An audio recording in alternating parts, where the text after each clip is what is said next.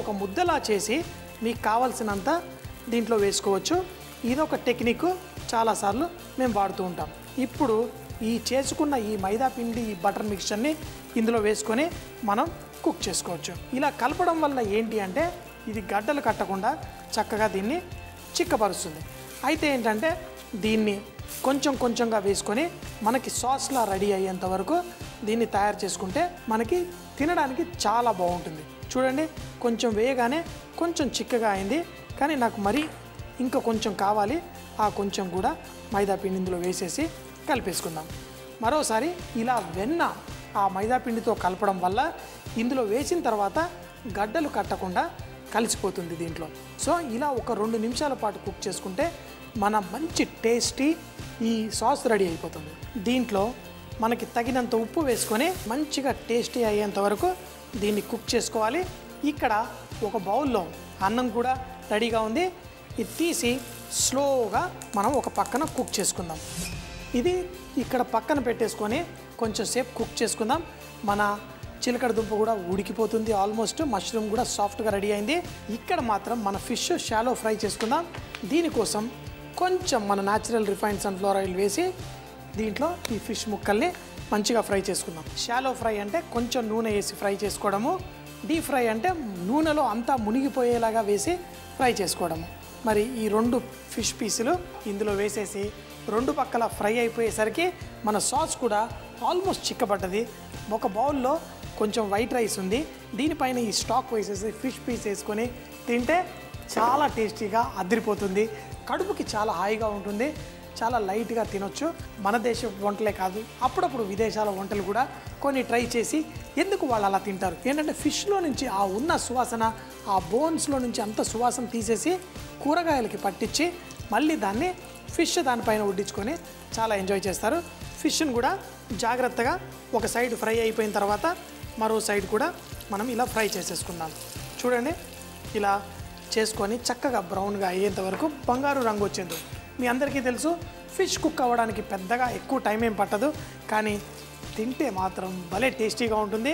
నాకు ఇష్టమైన అదే ఏరోప్లేన్లో తిన్నప్పుడు వాళ్ళు ఇంత చిన్న ప్యాకెట్లో ఇచ్చారు, అంటే తిన్న తర్వాత మళ్ళీ అడగబుద్ధి కాలేదు. కానీ మన ఇంట్లో చేసుకునేటప్పుడు చక్కగా ఎక్కువగా రైసు, అలాగే దానికి తగ్గట్టు మంచిగా కూరగాయలు, మష్రూము, చిలకడ దుంప అన్నీ వేసి చేసుకున్నాను. అది అవ్వగానే దానిపైన ఫిష్ వేసేసుకుంటాను. మంచిగా బ్రౌన్ కలర్లో వచ్చిన ఈ కూరగాయలు ఇవన్నిటిని చక్కగా వేసి మనం ఇప్పుడు తినేటప్పుడు జ్యూసీగా చాలా బాగుంటుంది. మరి కూరగాయలన్నీ ఇలా పైన అమర్చేసుకొని దీనిపైన, ఎందుకంటే ఇప్పుడు ఈ కూరగాయలన్నిటికీ మంచి టేస్టు సువాసన వచ్చింది, ఎందుకంటే అవి ఫిష్ స్టాక్లోనే మనం కుక్ చేసుకున్నాం. అలాగే మన ఫిష్ కూడా చక్కగా రెడీ అయిపోయింది. ఈ వేడి ఫిష్ని దీనిపైన ఇలా వడ్డించేసుకొని ఆహా, వేడిగా తింటే చాలా బాగుంటుంది. ఇలా వేసేసి ఆ కూరగాయలతోటి ఫిష్ ఫ్రై తింటూ ఉంటే అన్నంతో పాటు చాలా బాగుంటుంది. ఇది అన్నంతోటే కాదు, పాస్తాలు వాటితో కూడా మనం చేసుకొని తినొచ్చు. కూరగాయలు, ఈ ఫిష్ అన్నీ, ఈ మష్రూము, ఈ చిలకడ దుంప కూడా నిజంగా తింటూ ఉంటేనే ఎంతో టేస్టీగా ఉంది. నాకు ఇంత లైట్గా ఉంటే ఎక్కువగా తినేస్తాను, ఎందుకంటే ఎంత తిన్నా ఇంకా తినాలనిపిస్తుంటుంది. ఫిష్ కూడా భలే పర్ఫెక్ట్గా మంచిగా టేస్టీగా ఉంది.